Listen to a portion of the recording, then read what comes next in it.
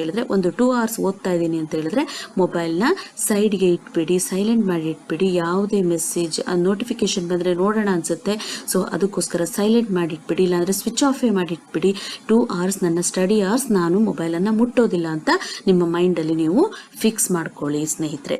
Hello hi friends, welcome back to our channel. So ಇವತ್ತು ನಾನು ನಿಮಗೊಂದು ಇಂಪಾರ್ಟೆಂಟ್ ಆದ ಇಂಟ್ರೆಸ್ಟಿಂಗ್ ಆದ ವಿಡಿಯೋ ಜೊತೆ ಬಂದಿದ್ದೀನಿ. ಅದು ಹಲವಾರು ಸ್ಟೂಡೆಂಟ್ಸ್ ಫೇಸ್ ಮಾಡ್ತಾ ಇರುವಂಥದ್ದು. ಬಿಫೋರ್ ಸ್ಟಾರ್ಟಿಂಗ್ ದ ಲೆಸನ್ ನೀವು ನನ್ನ ವಿಡಿಯೋನ ನೋಡ್ತಾ ಇದ್ದರೆ ಪ್ಲೀಸ್ ನಮ್ಮ ಚಾನಲನ್ನು ಸಬ್ಸ್ಕ್ರೈಬ್ ಮಾಡ್ಕೊಂಡು ನೋಡಿ. ಹಾಗೆ ವಿಡಿಯೋನ ಎಲ್ಲೂ ಕೂಡ ಸ್ಕಿಪ್ ಮಾಡಬೇಡಿ, ತುಂಬಾ ಇಂಟ್ರೆಸ್ಟಿಂಗ್ ಆಗಿರುತ್ತೆ ಫ್ರೆಂಡ್ಸ್.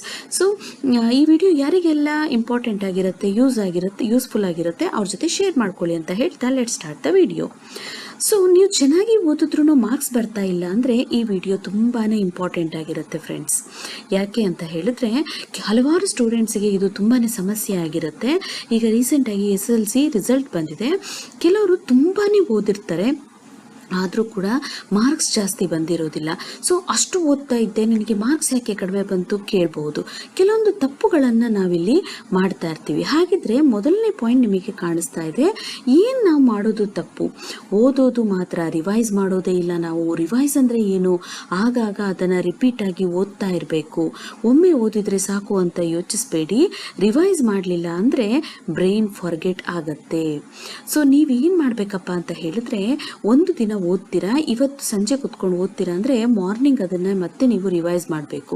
ಅರ್ಲಿ ಮಾರ್ನಿಂಗ್ ಎದ್ದು ಓದ್ತೀರಾ ಅಂತ ಹೇಳಿದ್ರೆ ಈವ್ನಿಂಗ್ ಸ್ಟಡಿ ಶುರು ಮಾಡೋದಕ್ಕೂ ಮುಂಚೆ ಇದನ್ನು ನೀವು ಮಾರ್ನಿಂಗ್ ಏನು ಓದಿದ್ದೀನಿ ಅನ್ನೋದನ್ನು ರಿವೈಸ್ ಮಾಡಬೇಕು. ಸೊ ಈಗ ನೀವು ಈ ರೀತಿಯಾಗಿ ರಿವೈಸ್ ಮಾಡಿದರೆ ಮಾತ್ರ ಅದು ನಿಮ್ಮ ಬ್ರೈನಲ್ಲಿ ಶಾಶ್ವತವಾಗಿ ಉಳ್ಕೊಳ್ಳುತ್ತೆ ಫ್ರೆಂಡ್ಸ್. ಸೊ ಇದನ್ನು ನೆನ್ಪಿಟ್ಕೊಳ್ಳಿ. ನೀವು ಮಾಡ್ತಿರೋ ಫಸ್ಟ್ ಮಿಸ್ಟೇಕ್ ಏನಪ್ಪ ಅಂತ ಹೇಳಿದ್ರೆ, ನೀವು ಓದ್ತಾ ಇದ್ದೀರಾ ಬಟ್ ರಿವೈಸ್ ಮಾಡ್ತಾ ಇಲ್ಲ, ಅದನ್ನು ರಿಪೀಟ್ ಆಗಿ ನೀವು ಓದ್ತಾ ಇಲ್ಲ. ಒಂದ್ಸರಿ ಓದಿದ್ರೆ ಇದಿಷ್ಟು ಓದಿ ಆಯಿತು, ಅಲ್ಲಿಗೆ ಮುಗಿದೋಯ್ತು. ನಿಮ್ಮ ಬ್ರೈನ್ ಕೂಡ ಅದನ್ನು ಒಂದ್ಸರಿ ತಗೊಳುತ್ತೆ, ಮತ್ತೆ ಅಲ್ಲಿಗೆ ಸ್ಟಾಪ್ ಮಾಡುತ್ತೆ, ನಿಲ್ಲಿಸ್ಬಿಡುತ್ತೆ, ಅದನ್ನಷ್ಟನ್ನು ಮರ್ತು ಬಿಡುತ್ತೆ. ನೀವೆಷ್ಟು ನೆನಪು ಮಾಡಿಕೊಂಡ್ರೂ ಅದು ನೆನಪಾಗೋದಿಲ್ಲ. ಇದು ನೀವು ಮಾಡ್ತಿರುವಂಥ ಫಸ್ಟ್ ಮಿಸ್ಟೇಕ್ ಆಗಿರುತ್ತೆ. ನೆಕ್ಸ್ಟ್ ಸೆಕೆಂಡ್ ಪಾಯಿಂಟ್ ಏನಪ್ಪ ಅಂತ ಹೇಳಿದ್ರೆ, ನೀವು ಒಂದು ಟೈಮ್ ಟೇಬಲ್, ನಿಮಗೆ ಎಕ್ಸಾಮ್ ಹತ್ರ ಬರ್ತಿದೆ ಅಂದಾಗ ಟೀಚರ್ಸ್ ಕೂಡ ನಿಮಗೆ ಟೈಮ್ ಟೇಬಲನ್ನು ಹಾಕ್ಕೊಟ್ಟಿರ್ತಾರೆ, ಇಲ್ಲ ಅಂದರೆ ನಿಮ್ಮ ಪೇರೆಂಟ್ಸ್ ಹಾಕಿರ್ತಾರೆ, ಇಲ್ಲ ಅಂದರೆ ನೀವೇ ಹಾಕ್ಕೊಂಡಿರ್ತೀರ. ಈ ಟೈಮ್ ಟೇಬಲನ್ನು ನೀವು ಫಾಲೋ ಮಾಡಬೇಕು.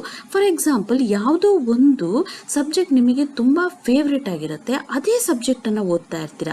ಯಾವುದೋ ಒಂದು ಸಬ್ಜೆಕ್ಟ್ ನಿಮಗೆ ಇರಿಟೇಟ್ ಆಗ್ತಾ ಇರುತ್ತೆ, ಆ ಸಬ್ಜೆಕ್ಟ್ನ ನೀವು ಮುಟ್ಟೋದು ಕೂಡ ಇಲ್ಲ.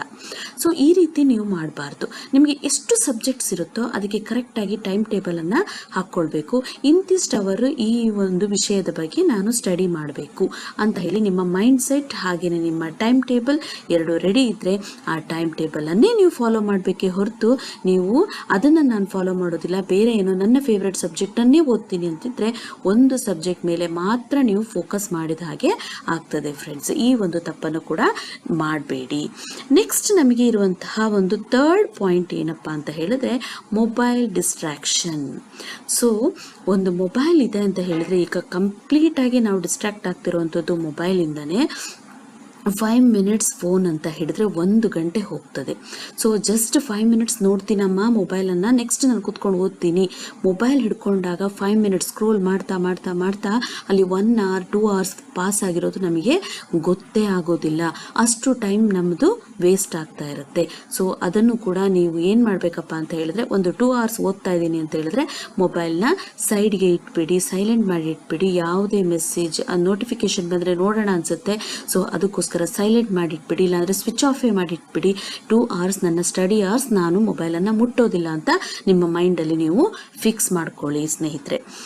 ನೆಕ್ಸ್ಟ್ ಬರುವಂತಹ 4ನೇ ಪಾಯಿಂಟ್ ಏನಪ್ಪ ಅಂತ ಹೇಳಿದ್ರೆ, ಬರೆಯೋ ಪ್ರಾಕ್ಟೀಸ್ ಇಲ್ಲ. ಓದಿದ್ರೆ ಸಾಕು ಅಂತ ಅಂದ್ಕೊಳ್ಬೇಡಿ. ಬರೆಯದಿದ್ದರೆ ಎಕ್ಸಾಮ್ನಲ್ಲಿ ಸ್ಲೋ ಆಗುತ್ತೆ. ಬರವಣಿಗೆನೂ ಕೂಡ ತುಂಬ ಇಂಪಾರ್ಟೆಂಟ್ ಆಗಿರುತ್ತೆ. ನಮಗೆ ಕ್ಲಾಸ್ಗಳಲ್ಲಿ ಸ್ವಲ್ಪ ಜಾಸ್ತಿ ಒಂದು 5 minutes ಟೀಚರ್ 5 minutes ಅಂತ ಹೇಳಿಬಿಟ್ಟು ನಾವೇನೋ ಎಕ್ಸ್ಟ್ರಾ ಎಕ್ಸ್ಟ್ರಾ ತಗೊಂಡಿರ್ಬೋದೇನೋ, ಆದರೆ ಬೋರ್ಡ್ ಎಕ್ಸಾಮ್ಸ್, ಮೇನ್ ಎಕ್ಸಾಮ್ಸ್ ಅಂತ ಬಂದಾಗ ಯಾರು ನಿಮಗೂ 1 ನಿಮಿಷ ಕೂಡ ಎಕ್ಸ್ಟ್ರಾ ಕೊಡೋದಿಲ್ಲ. ನಿಮಗೆ ಎಷ್ಟು ಫಾಸ್ಟಾಗಿ ಬರಿಬೇಕು ಅಂತ ಹೇಳಿದ್ರೆ ಆ ಒಂದು ಕೊಟ್ಟಿರುವಂತಹ ಟೈಮಲ್ಲೇ ನಾವು ಫಿನಿಶ್ ಮಾಡಬೇಕು. ಆ ಪ್ರಾಕ್ಟೀಸ್ ಬರಬೇಕು ಅಂತ ಹೇಳಿದ್ರೆ ನಾವು ಪ್ರಾಕ್ಟೀಸ್ ಸೆಷನನ್ನೇ ನಾವು ಎಕ್ಸಾಮ್ ದಿನ ಇಟ್ಕೊಂಡ್ರೆ ಆಗೋದಿಲ್ಲ. ನಾವು ಮನೆಯಲ್ಲಿ ಬರೆದು ಪ್ರಾಕ್ಟೀಸ್ ಮಾಡಬೇಕು. ಫಾರ್ ಎಕ್ಸಾಂಪಲ್, ಒಂದು ಲೆಸನನ್ನು ಕಲ್ತಾಯಿತು ಅಂತ ಹೇಳಿದ್ರೆ ಆ ಲೆಸನ್ಗೆ ಸಂಬಂಧಪಟ್ಟಾಗೆ ಒಂದಷ್ಟು ಕ್ವೆಶನ್ಸ್, ಒಂದು 10 ಮಿನಿಮಮ್ 10 ಕ್ವೆಶನ್ಸನ್ನು ನೀವು ನಿಮ್ಮ ಮನೇಲಿ ಯಾರು ದೊಡ್ಡವರಿದ್ರೆ, ಇಲ್ಲ ಅಂತ ಹೇಳಿದ್ರೆ ಯಾರೂ ಇಲ್ಲ, ಎಜುಕೇಷನ್ ಪಡೆದವ್ರು ಯಾರೂ ಇಲ್ಲ ಅಂತ ಹೇಳಿದ್ರೆ ಆ 10 ಕ್ವೆಶನ್ಸನ್ನು ನೀವೇ ಒಂದು ಕಡೆ ಬರ್ಕೊಂಡು ಇದಕ್ಕೆ ನೀನು ಆನ್ಸರ್ ಮಾಡಬೇಕು. ಇಷ್ಟು ಟೈಮನ್ನು ನಾನು ಫಿಕ್ಸ್ ಮಾಡ್ಕೊಳ್ತೀನಿ, ಹಾಫ್ ಆನ್ ಅವರ್ 10 ಕ್ವೆಶನ್ಸ್ ಬರೆಯೋದಕ್ಕೆ. ಓಕೆ, ಅದನ್ನು ನೀವು ಪ್ರಾಕ್ಟೀಸ್ ಮಾಡಿದಾಗ ಆ ಒಂದು ಹಾಫ್ ಆನ್ ಅವರಲ್ಲಿ ನಿಮ್ಮ ಹ್ಯಾಂಡ್ ರೈಟಿಂಗ್ ಹೇಗಾಗುತ್ತೆ, ನೀವು ಹೇಗೆ ಬರೀತೀರಾ, ಅದು ಕೂಡ ತುಂಬಾ ಮ್ಯಾಟ್ರ್ ಆಗಿರುತ್ತೆ ಫ್ರೆಂಡ್ಸ್. ಸೊ ಇಲ್ಲಿ ಬರೆಯೋ ಪ್ರಾಕ್ಟೀಸ್ ಕೂಡ ನಿಮಗೆ ಇರೋದಿಲ್ಲ, ಅದು ಕೂಡ ಒಂದು point. Last day tension, last ಮೂಮೆಂಟ್ಗೆ ನಾವೇನಾದರೂ ಓದಿದರೆ ಅದು ತುಂಬ ಟೆನ್ಷನ್ ಆಗ್ತದೆ, ಟೆನ್ಷನ್ ಹೆಚ್ಚಾಗುತ್ತೆ. ಎಲ್ಲರೂ ಕೂಡ ಹೋಗ್ತಾ ಇರ್ತಾರೆ ಎಕ್ಸಾಮ್ ಹಾಲ್ಗೆ, ಬಟ್ ನಾವು ಓದ್ತಾ ಇರ್ತೀವಿ. ಓದುವಾಗ ಲಾಸ್ಟ್ ಮೂಮೆಂಟಲ್ಲಿ ಏನೋ ಒಂದು ಕಾನ್ಸೆಪ್ಟ್ ನಮಗೆ ಕಾಣಿಸ್ಬಿಡುತ್ತೆ, ಯಾರೋ ಹೇಳ್ತಾರೆ ಓ ಅದು ತುಂಬ ಇಂಪಾರ್ಟೆಂಟ್, ನೀವು ಓದಿದ್ಯಾ ಅಂತ.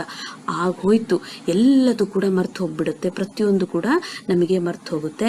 ಅದಕ್ಕೋಸ್ಕರ ಲಾಸ್ಟ್ ಡೇಯಲ್ಲಿ ಈ ಟೆನ್ಷನನ್ನು ಇಟ್ಕೊಳ್ಬೇಡಿ. ಲಾಸ್ಟ್ ಮೂಮೆಂಟ್ ಓದಿದ್ರೆ ಟೆನ್ಷನ್ ಜಾಸ್ತಿ ಆಗುತ್ತೆ, ಪರ್ಫಾರ್ಮೆನ್ಸ್ ಕಡಿಮೆ ಆಗುತ್ತೆ. ಲಾಸ್ಟ್ ಎಕ್ಸಾಮ್ಗೆ 1 ಅವರ್ ಇದೆ ಅನ್ನುವಾಗ ಯಾರೂ ಕೂಡ ನೀವು ಸ್ಟಡಿಯನ್ನು ಭಾಳ ಡೀಪಾಗಿ ಸ್ಟಡಿ ಮಾಡೋದಕ್ಕೆ, ಹೊಸ ಕಾನ್ಸೆಪ್ಟನ್ನು ಸ್ಟಡಿ ಮಾಡೋದಕ್ಕೆ ಹೋಗಬೇಡಿ. ಯಾವುದು ಓದ್ಕೊಂಡಿದ್ದೀರಾ ಅದನ್ನು ಮಾತ್ರ ನೀವು ಸ್ಟಡಿ ಮಾಡಿ. ಎಸ್ಪೆಷಲಿ ಫ್ರೆಂಡ್ಸ್ ಜೊತೆ ನೀವು ಕೂತ್ಕೊಳ್ಬೇಡಿ, ಸಪ್ರೇಟಾಗಿ ಕೂತ್ಕೊಂಡು ಓದ್ಕೊಳ್ಳಿ. ನೆಕ್ಸ್ಟ್ ಲಾಸ್ಟ್ ಪಾಯಿಂಟ್ ಏನಂದರೆ, ಈ 5 ತಪ್ಪುಗಳನ್ನು ತಪ್ಪಿಸ್ಕೊಂಡ್ರೆ ಖಂಡಿತವಾಗ್ಲೂ ನಿಮ್ಮ ಮಾರ್ಕ್ಸ್ ಹೆಚ್ಚಾಗತ್ತೆ ಫ್ರೆಂಡ್ಸ್. ಖಂಡಿತವಾಗ್ಲೂ ಏನು ನಾನು 5 ಪಾಯಿಂಟ್ಸನ್ನು ಏನು ಹೇಳಿದೆ ಅದಷ್ಟನ್ನು ಕೂಡ ನೀವೇನಾದರೂ ಸರಿ ಮಾಡ್ಕೊಂಡಿದ್ದೆ ಆದರೆ ಖಂಡಿತವಾಗ್ಲೂ ನಿಮ್ಮ ಮಾರ್ಕ್ಸ್ ಹೆಚ್ಚಾಗುತ್ತೆ. ಸೊ ಈ ಮಿಸ್ಟೇಕ್ಸ್ ನನಗೆ ಇದೆ ಅಂತ ಹೇಳುವಂಥವ್ರು ನನಗೆ ಕಮೆಂಟ್ ಸೆಕ್ಷನಲ್ಲಿ ಹೇಳಿ. ಈ 5 ತಪ್ಪುಗಳಲ್ಲಿ ನಾನು ಯಾವುದೋ ಒಂದು ತಪ್ಪನ್ನು ಮಾಡ್ತಾ ಇದ್ದೀನಿ ಅಂತ ಹೇಳೋರು ನನಗೆ ಕಮೆಂಟ್ ಸೆಕ್ಷನಲ್ಲಿ ಕಮೆಂಟ್ ಮಾಡಿ ಫ್ರೆಂಡ್ಸ್. ಇನ್ನೂ ಈ ಥರದ ವೀಡಿಯೋಸ್, ಈ ಮೋಟಿವೇಶ್ನಲ್ ವೀಡಿಯೋಸ್ ಆಗಿರ್ಬೋದು, ನಮ್ಮ ಸ್ಟಡೀಸನ್ನು ನಾವು ಹೇಗೆ ಇಂಪ್ರೂವೈಸ್ ಮಾಡ್ಕೊಳ್ಬೇಕು, ಈ ರೀತಿಯ ವೀಡಿಯೋಸ್ ಬೇಕು ಅಂತ ಹೇಳಿದ್ರೆ ನಮ್ಮ ಚಾನಲ್ಗೆ ಸಬ್ಸ್ಕ್ರೈಬ್ ಮಾಡ್ಕೊಳ್ಳಿ. ಹಾಗೆಯೇ ಕಮೆಂಟ್ ಸೆಕ್ಷನಲ್ಲೂ ಕೂಡ ನಿಮ್ಮ ಒಪಿನಿಯನನ್ನು ತಿಳಿಸಿ. ಸೊ ಇದಿಷ್ಟು ಕೂಡ ಇವತ್ತಿನ ವಿಡಿಯೋ ಆಗಿತ್ತು. ಸೊ ಐ ಹೋಪ್ ನಿಮಗೆ ಇದು ಯೂಸ್ಫುಲ್ ಆಗಿದೆ, ಹಾಗೆಯೇ ಇಂಟ್ರೆಸ್ಟಿಂಗ್ ಆಗಿರೋ ಕಾನ್ಸೆಪ್ಟ್ ಕೂಡ ಆಗಿದೆ ಅಂತ ಹೇಳಿ. ಸೊ ಪ್ಲೀಸ್ ನಮ್ಮ ಚಾನಲ್ ಸಬ್ಸ್ಕ್ರೈಬ್ ಮಾಡ್ಕೊಳ್ಳೋದನ್ನು ಮರಿಬೇಡಿ ಅಂತ ಹೇಳ್ತಾ ಇದನ್ನು ಒಂದು ಪುಟ್ಟದಾದಂತಹ ವಿಡಿಯೋವನ್ನು ನಾನು ಎಂಡ್ ಮಾಡ್ತಾ ಇದ್ದೇನೆ friends. Thank you for watching.